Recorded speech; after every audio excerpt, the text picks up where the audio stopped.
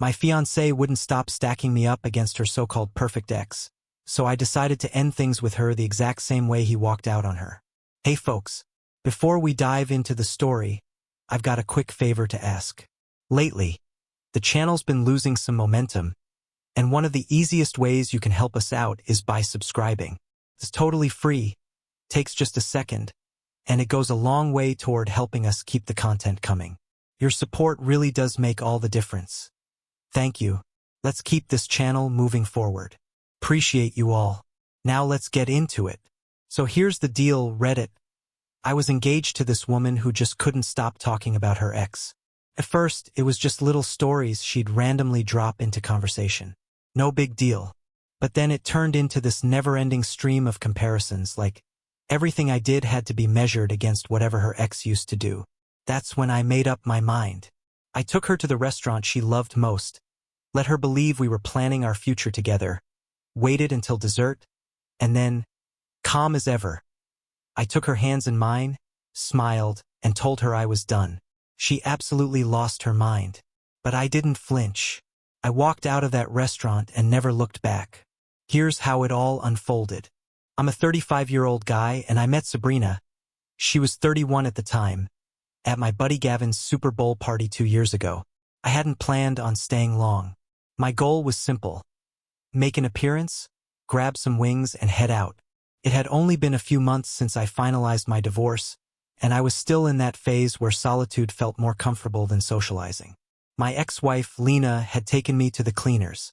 Her lawyer was ruthless, and the whole ordeal dragged on for 18 exhausting months.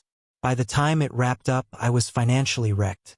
She walked away with the majority of our assets, even though I'd brought in 65% of the household income, and I was left renting a dingy one-bedroom apartment furnished with whatever I could afford from Walmart. On top of everything, I was slapped with $1,600 a month in alimony for the next 5 years. And let's not even talk about the legal fees. Those alone drained $36,000 from my pocket. My 401k, nearly wiped out. Gavin kept nudging me to put myself back out there. But honestly, dating in your 30s after getting divorced is like stepping barefoot into a minefield. Instead, I threw myself into rebuilding what I'd lost. I'd just been promoted to senior project manager at my construction firm, which felt like a small win in the chaos. That promotion came with a $25,000 salary increase and way better benefits, including solid health insurance. I paid off my credit card balances, slowly started putting money back into savings, and for the first time in what felt like forever, I wasn't holding my breath every time I checked my bank app. Then Sabrina showed up, walked in with Gavin's cousin, looking completely unfazed by the game day chaos. She wasn't dressed to impress. Just jeans, worn-in boots, and this old leather jacket that somehow looked effortlessly cool. Most of the women there were decked out in team colors, shouting at the screen like their lives depended on it. Sabrina? She didn't even pretend to care. When the Chiefs scored and the room exploded, she caught my eye from across the room and gave me this little smirk, like we were both in on a joke the rest of the room didn't get. Turns out she didn't give a damn about football either. We ended up spending most of the night out on Gavin's deck, talking. She was an architectural designer, and for the first time in a long while, I felt like someone actually understood what I did for work. By halftime, we were laughing over client horror stories like we'd known each other for years. Before the night ended, she gave me her number. Didn't even wait for me to ask. We went on our first date that following Wednesday to this tiny Thai joint downtown. The food was great, but the conversation, even better. There were no weird pauses, no one zoning out or glancing at their phone, no mindless chit-chat about the weather. She opened up about her childhood in Michigan, where her dad worked as a contractor. Suddenly, it all made sense, why she got my job, why we clicked so well. I told her about my divorce, but just the highlights. No bitterness, no emotional baggage dumped on the table. She didn't ask a million questions, didn't make it awkward. Things moved fast from there. Within 3 months, she was crashing at my place most weekends. By 10 months, we hit the road to visit her folks in Michigan. Her mom, Wendy, was welcoming right off the bat. Her dad, Russell, was the type who measured respect by how well you knew your craft. He took me straight to his workshop and showed me the cabinets he was building from scratch. We spent hours geeking out over types of wood and finish techniques. By month 10, Sabrina's lease was up and we figured it made sense for her to move in. Thanks to a big bonus I scored from securing a hospital renovation job, I'd upgraded to a solid 2-bedroom apartment.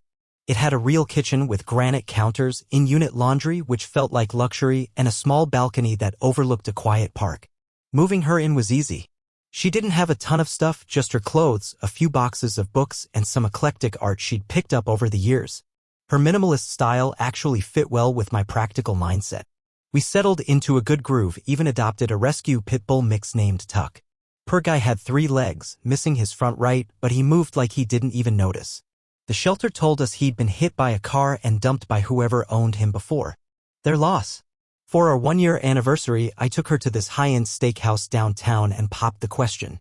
That ring cost me 3 months of budgeting, but the way her face lit up? Worth every skipped coffee and ramen dinner. She said yes through tears, and we spent the weekend calling everyone we knew and toasting with champagne. We settled on a longer engagement, about 1.5 years, so we could save for a wedding and a house at the same time. That's when I started noticing little shifts. Or maybe that's just when I stopped brushing things off. It started with casual remarks. Stuff like, Brandon always brought me breakfast in bed on Sundays, or Brandon never forgot my coffee order. Brandon, I eventually learned, was her ex-fiancé. They were together for 7 years, engaged for the last 2, until he landed a job in California and they split because she didn't want to leave Michigan. At first, I let those comments slide. We all have pasts, right? I mean, I've been married before. But over time, the mentions of Brandon started to pile up. By month 8 of our engagement, it felt like Brandon had taken up permanent residence in our relationship. Every time I did something thoughtful or we shared a special moment, she'd find a way to insert Brandon into the picture like he was the gold standard. One night, I surprised her with tickets to see her favorite band. Instead of being excited, she smiled and said, "This reminds me of when Brandon got us backstage passes and we met the drummer." One day I was under the sink trying to fix the garbage disposal. It was still making that weird rattling noise, and sure enough, she hit me with another one. Brandon would have known what was wrong with it, she said, like it was some universal truth. At one point, I actually started keeping count just to see if I was losing my mind. Over a 2-week stretch, I clocked 18 separate mentions of Brandon. 18. That's more than once a day. And it wasn't just that she brought him up, it was the way she did it. Every mention came wrapped in a comparison. Always me versus him. And somehow I always landed in second place. It felt like I was living with a memory. Not just a guy from her past, but some untouchable ghost of a man who apparently excelled at every single thing I did. Even stuff I knew I was good at. I've been managing construction sites for over a decade. But according to her, Brandon, who worked at a fancy law firm, could somehow install drywall better than me. Really? The worst part? I wasn't the only one who noticed. Gavin started picking up on it too. We were at a barbecue at his place and Sabrina started telling his wife Monica about how Brandon used to marinate steaks for 48 hours using this secret blend of spices. I could feel Gavin watching me the whole time. Later, he pulled me aside and asked, "What's with all the Brandon talk, man? She always like that." I brushed it off with a weak smile. "Yeah, it's nothing. Just her ex. Everyone's got a past, right?" But Gavin wasn't letting it go. He gave me this look and said, "My ex used to pull that crap too. Always comparing me to some dude she dated in college. It wasn't random. It was her way of keeping control, making sure I always felt like I wasn't enough." That hit me like a brick. I hadn't put it into words before, but he nailed it. Those comparisons weren't just annoying, they chipped away at me, especially when things were going well between us or I'd done something I was proud of. A few nights later, I decided to bring it up. She'd just gone on about how Brandon had this amazing method for folding laundry that saved a ton of closet space. Like the guy was a folding prodigy now. Part of me started wondering if Brandon was even real or if she'd mashed together every rom-com boyfriend and Pinterest husband into one flawless ex. So I said it. "Hey, I've noticed you mention Brandon a lot lately," I started, trying to sound relaxed. "It kind of feels like you're comparing us sometimes, and I'd be lying if I said it didn't bother me." She blinked like I'd slapped her. "Wait, what? Are you serious?" Her face twisted up in disbelief. "You're actually counting how often I talk about him?" I could feel my face burning. "I'm not keeping a scoreboard. I'm just saying it happens a lot. And it's always about how he did things better." She crossed her arms and fired back. "That's not true. You're blowing this way out of proportion. I barely mention him." "Come on," I said. "You do." And you always bring him up when I'm just trying to do something nice. Her tone sharpened. You're being controlling. That's what this is. Controlling? I asked, stunned. I'm just asking you not to constantly compare me to your ex. How is that controlling? She threw her hands in the air and stood up. I don't have time for this. I've got a presentation to prep for tomorrow, and I'm not wasting my night coddling your fragile ego. She grabbed her laptop and stormed off to the bedroom, slamming the door so hard the picture frames rattled. I just sat there on the couch, trying to figure out what the hell had just happened. I'd brought up something real, something that was genuinely eating at me, and somehow I ended up painted as the bad guy. She flipped it on me like I was some insecure, jealous control freak. That night, she slept turned away from me, and by morning, she acted like nothing had happened. No apology, no follow-up, just another regular day. So I let it go. I told myself maybe I was reading too much into it. Maybe I was being overly sensitive. But it didn't stop. If anything, the comments got sharper. One time, I missed one of her work events because I was slammed on a big project. She hit me with, Brandon never missed a single event, even when he had court filings due. When I brought home flowers to surprise her, she looked at them and said, These are nice, but Brandon always got me wildflowers. He knew I liked those better than roses. I suggested a weekend trip to a quiet mountain cabin, and she replied, Brandon once surprised me with a trip to Napa Valley. He even booked private tastings at 3 vineyards. No matter what I did, I couldn't measure up. So I started pulling back. Stopped offering ideas, stopped buying gifts. I figured if I didn't try, I couldn't come up short. Then came Rachel, Sabrina's longtime friend. She was 26, knew both of them from college, and came to visit for a weekend. It was about a year into our engagement. Rachel noticed it too. One night while Sabrina was in the shower, she leaned over and asked, Has she always talked about Brandon this much with you? It's kind of weird. Their relationship wasn't even great. That was the first crack in the perfect Brandon fairy tale. Rachel mentioned he could be kind of controlling. Not exactly the dreamboat Sabrina made him out to be. A day later, we were at this cafe for breakfast, and Sabrina was telling some over-the-top story about Brandon surprising her with front-row tickets to Hamilton back when it first opened on Broadway. Rachel raised an eyebrow. Wait, wasn't that Travis who did that? I remember Brandon being pissed because you went with your ex. Sabrina's face turned red. No, that was Brandon. You're mixing things up. Rachel didn't push it, just shrugged and sipped her coffee. But the look she gave me said everything. She knew something wasn't adding up. That was crack number 2. Everything really started falling apart around the 18-month mark of our engagement. We were 5 months out from the big day. I just signed the venue contract for this industrial-style place downtown, Sabrina's dream location. Dropped $14,000 as a non-refundable deposit. Threw another $9,500 at the caterer. Wedding prices are absurd, but I was all in. I wanted her to have what she envisioned. That night we went out to dinner with my older brother Grant, who's 39, and his wife Jenna. They'd flown in from out of state to spend a few days with us. Grant and I had gotten close again after my divorce. He let me crash on his couch during those first awful weeks when I couldn't bring myself to sleep in the place Lena and I used to share. Grant doesn't sugarcoat things. Works in finance, makes an obscene amount of money, and says what's on his mind whether you like it or not. Sabrina had met them a few times before, and things always went fine. But that night she was acting weird. Kept fiddling with her phone under the table and drank more water than usual like she was stalling. Grant was telling us about their recent trip to Costa Rica when Sabrina cut in out of nowhere. Brandon and I went to Maui once, 2 weeks. He surprised me with a helicopter tour of the volcanoes. The table went quiet. Grant looked at me, one eyebrow raised. Jenna, ever the peacemaker, tried to smooth things over by asking Sabrina about the helicopter tour. That helped defuse the moment. But the pattern continued. Whenever Jenna mentioned something about her new job, Sabrina would slide in a humble brag about how Brandon had been the youngest partner at his law firm. On the drive home, I couldn't bite my tongue any longer. What was with all the Brandon comments tonight? I asked, still feeling embarrassed. It was over the top. She snapped back instantly. What are you even talking about? I was just making conversation. By constantly bringing up your ex? Grant and Jenna caught on too. Oh, great, she said, her voice dripping with sarcasm. So now you're all gossiping about me behind my back? Real classy. She shut down after that. Didn't say another word the rest of the night.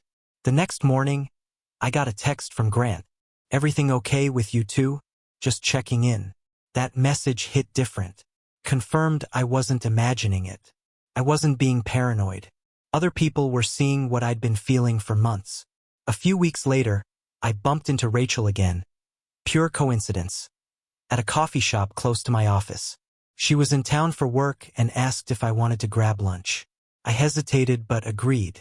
I figured if anyone could tell me the real story behind this Brandon guy, it was her.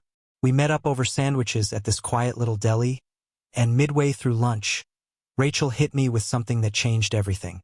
Look, I've been wrestling with whether I should even say this, she said, fidgeting with her napkin.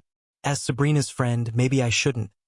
But as a human being, I can't just sit by and say nothing. My stomach dropped. What are you saying? I asked, sandwich forgotten. Brandon didn't leave because of some dream job in California, she said. He left because he couldn't take the non-stop criticism anymore. I blinked. Wait, what? Yeah, she continued, nodding. Sabrina did to Brandon exactly what she's doing to you now. Only back then it was this guy Blake, her college boyfriend. She kept comparing him to. Blake always remembered my favorite flowers. Blake could fix my car. Blake this, Blake that. It was endless, she said. I sat there in shock. Felt like a punch to the chest. Are you serious? Rachel nodded again. Brandon stuck around for a long time. He brought it up with her a few times, tried to talk through it. She'd back off for a while, but then it'd start up again. Eventually, he hit his limit and ended things.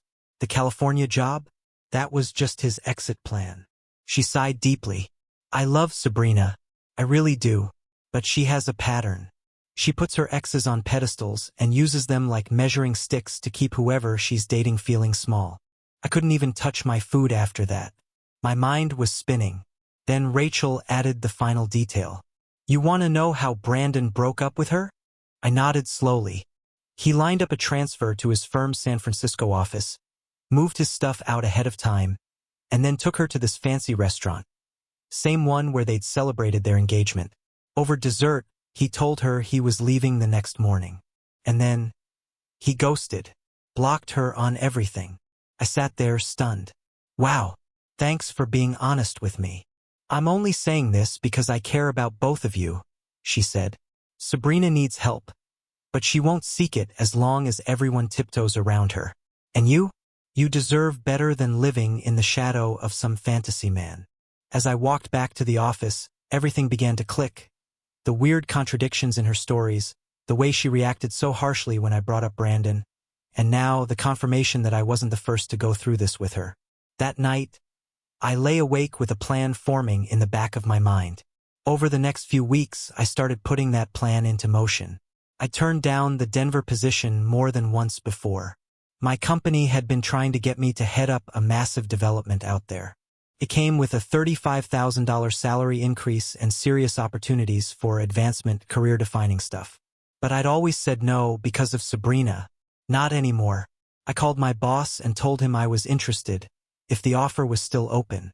We'd need you out there fast, he said. 3 weeks. Our current PM is on his way out. I can make that work, I replied without hesitation. It came with a solid relocation package too, and I accepted right then and there. Next, I called up Logan, my old college roommate. He worked in commercial real estate in Denver and had serious connections. He found me a killer apartment in a luxury high-rise downtown. Brand new, panoramic city views, rooftop pool, private gym, underground parking, the whole 9 yards.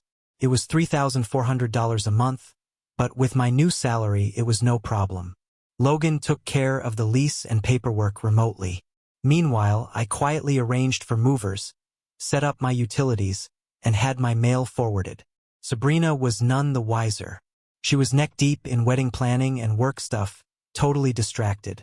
She didn't notice me on the phone more often or the fact that my home office was slowly being emptied under the excuse of decluttering.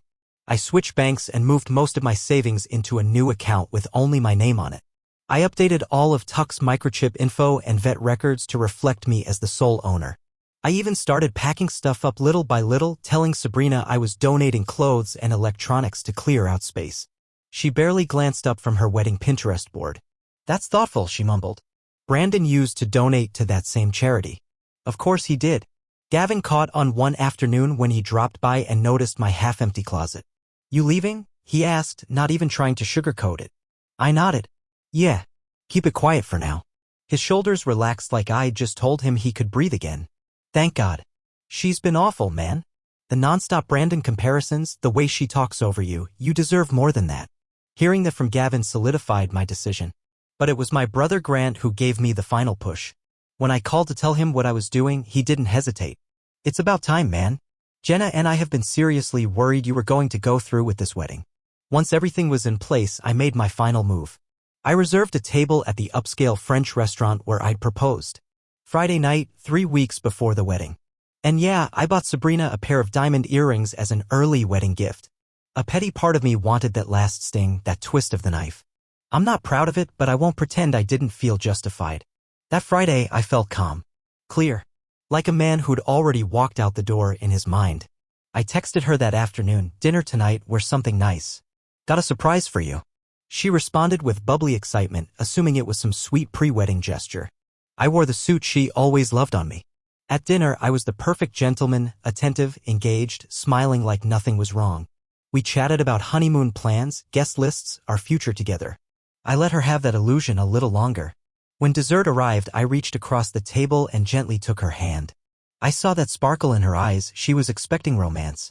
Instead, I said, calm and direct, "I've accepted a job in Denver. I'm leaving tomorrow morning." Her smile faded in an instant. Her face twisted in confusion.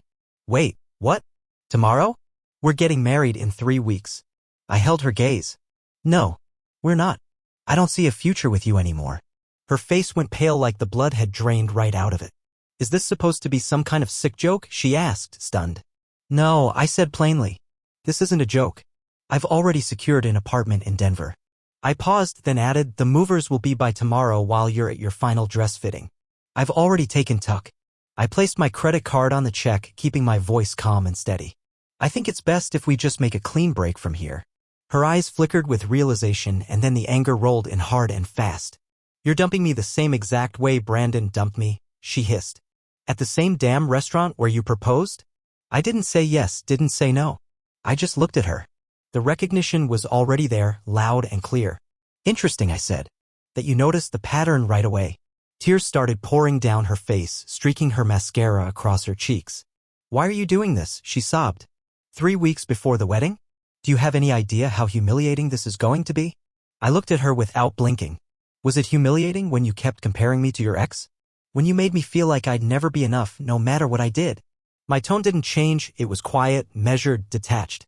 "I've spent nearly 5 years competing with a memory, Sabrina. A ghost. It's exhausting." "That's not fair," she whispered. "I didn't mean to, eh?" "Yes, you did," I cut in gently but firmly. "Every time. And when I finally tried to talk to you about it, you laughed. You brushed it off." A waiter started walking toward our table but turned right around the moment he sensed the storm in the air. Other diners did their best to pretend they weren't eavesdropping on our unraveling. "You can't just leave," she said, her voice low and furious. "We've got deposits down. The venue. The catering. My family already booked flights. My dress cost $8,000. I've already transferred you my share of the deposits," I replied. "Whatever you choose to do with it is entirely up to you." Personally, I gave a slight shrug. "I'd recommend a nice vacation. Maui sounds fitting, though the helicopter rides are a little overrated." I stood up, buttoning my suit jacket. "Goodbye, Sabrina." She called my name behind me, her voice cracking, but I didn't turn around. I walked out of that restaurant like I was stepping out of a cage. Once I slid behind the wheel of my car, I felt something lift from my chest, like I could finally breathe again. The fallout? Immediate. Brutal. I shut off my phone the second I pulled out of the restaurant lot and headed straight to Gavin's place for the night. Tuck was a little confused at first, pacing around the apartment looking for Sabrina. But after a while, he curled up next to me and settled down. The next morning, just as planned, the movers came to collect the rest of my stuff. Sabrina was at her dress fitting with her mom and bridesmaids, so there was no confrontation. Anything we'd bought together, I left behind. The couch, the dining table, the kitchen stuff. I only took what was clearly mine. I didn't want her claiming I'd stolen anything or taken advantage. After the movers were done, Monica, Gavin's wife, swung by to double-check that everything important was gone. She texted later saying Sabrina came home early, saw the place half empty, and lost it. Full-blown meltdown. She's already telling everyone you had some kind of breakdown, Monica said. Her mom's with her. They're calling everyone in the wedding party, saying it's off. My phone stayed off. Later that night, Tuck and I boarded a one-way flight to Denver. I kept him in the carrier under the seat in front of me. I didn't turn my phone back on until after we landed. When I finally powered it up, I had over 100 missed calls. Not just from Sabrina, but from her parents, her friends, even a few mutual acquaintances. The voicemail box was full. My texts were blowing up, some people asking if I was okay, others calling me a selfish piece of trash. I didn't read them. I blocked every number. Only 3 people had my new number: Gavin, Grant, and my parents. All of them supported what I did once they understood the whole story.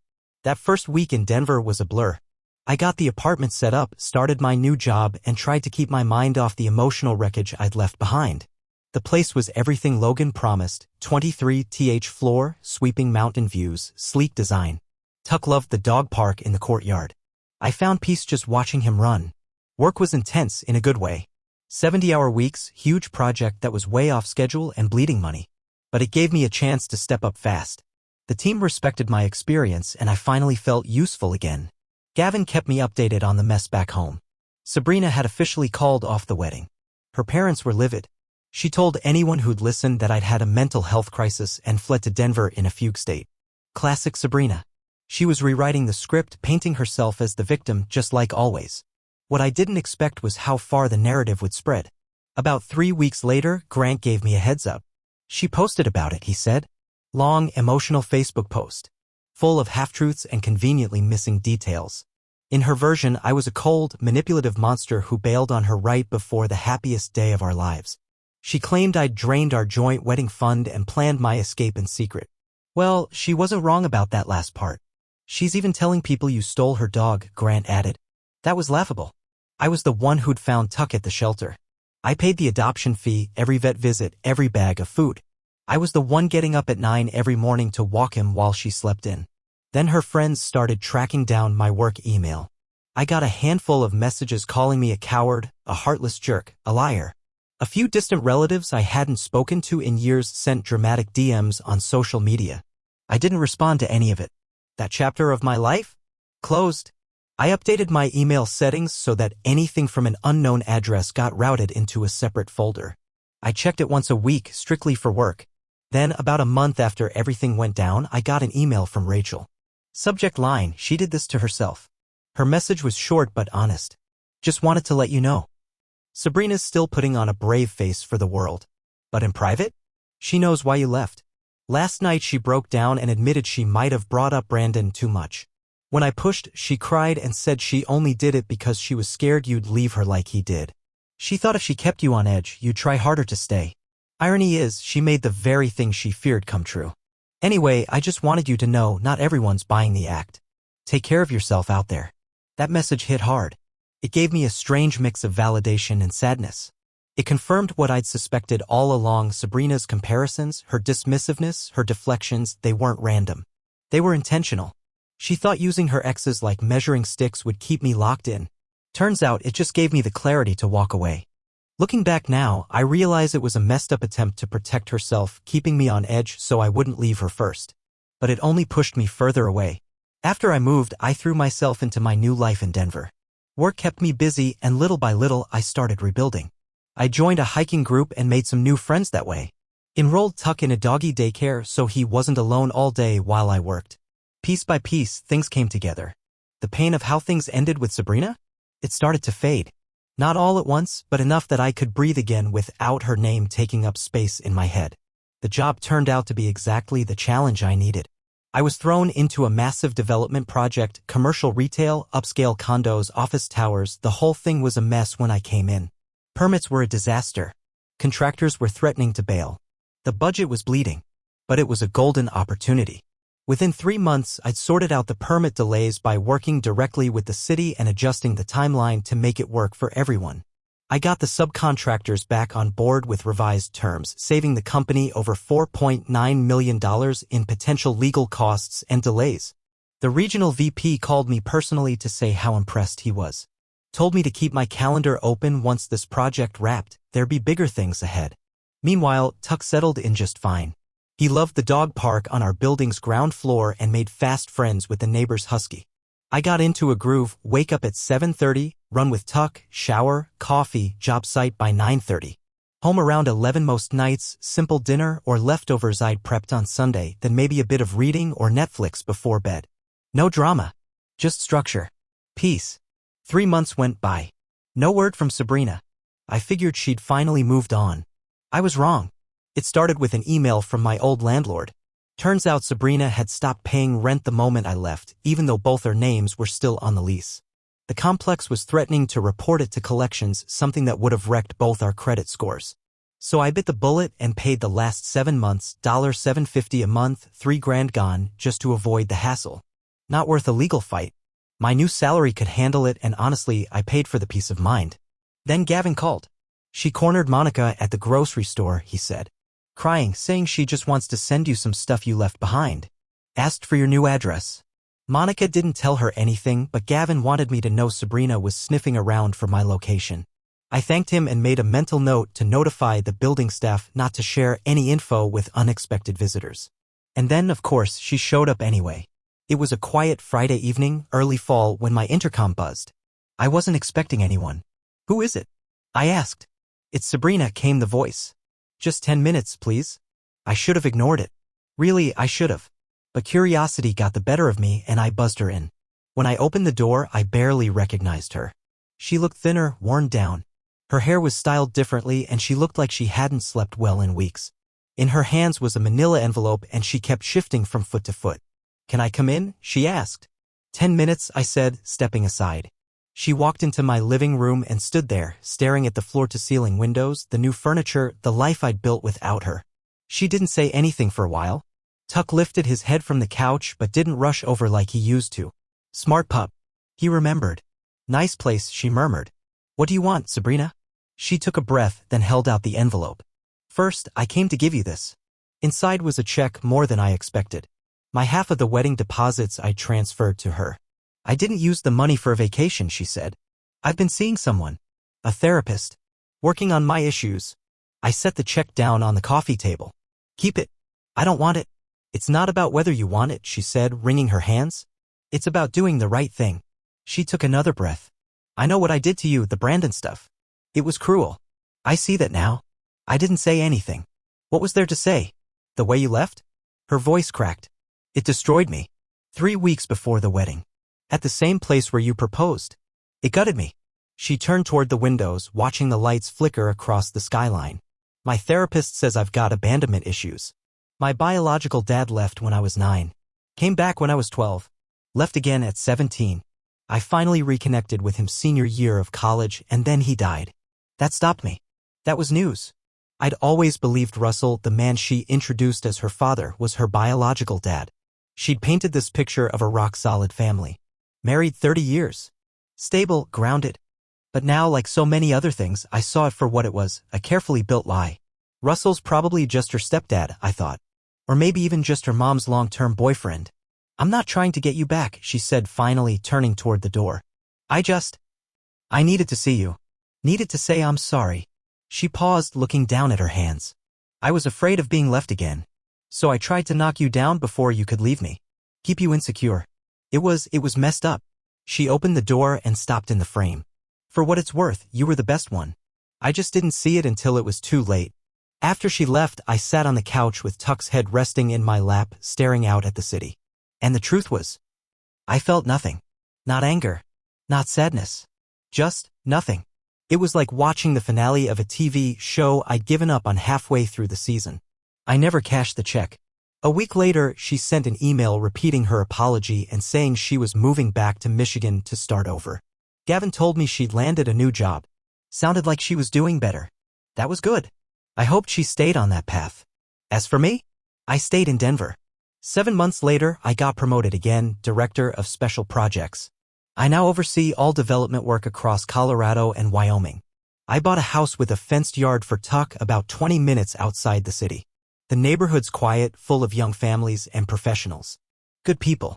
The guy next door's a mechanical engineer. Spends his weekends rebuilding a '75 Mustang.